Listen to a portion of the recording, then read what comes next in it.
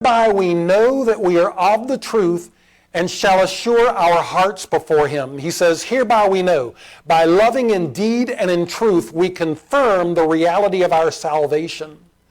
Self-sacrificial love is supernatural. Seeing it in our lives confirms a supernatural birth. And what we can see testifies to what we cannot see, and it assures our hearts before him. Seeing practical love at work in our lives eliminates the doubts in our hearts about salvation. If our failures cause us to doubt our salvation, then our acts of love counter those doubts with assurance. He says, we know we are of the truth, meaning that we're of God. We know this and we assure our hearts before him, because assurance is the point of this entire book. Loving in truth confirms that we're of the truth. Truth confirms truth. Real love confirms real salvation.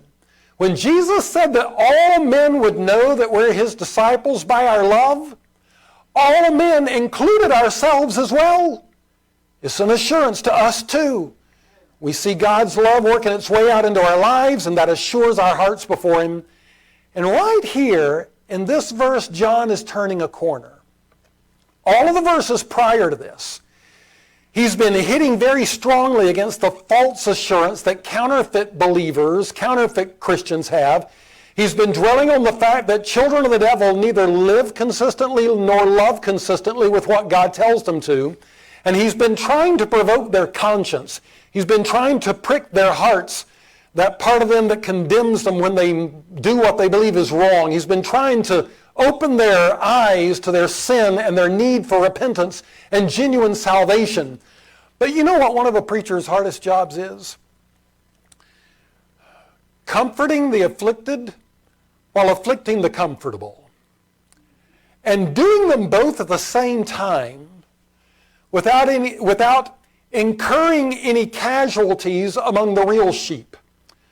You know, sometimes a Christian with a weak conscience might say, is he talking about me? Is he talking about me? And what John is doing here is he turns this corner. He's no longer now talking about the false Christians, and he's no longer trying to disturb their comfort. He's now addressing the real Christians, and he's trying to assure them, I'm not talking about you. When you see this love at work in your life, understand that that is your assurance of salvation. Who among us has not failed to love at times? Who among us has not failed to live like we know we should at times? We're all works in progress. We're all on a journey, and we all stumble. But stumbling less and less going uphill is far different from stumbling more and more going downhill.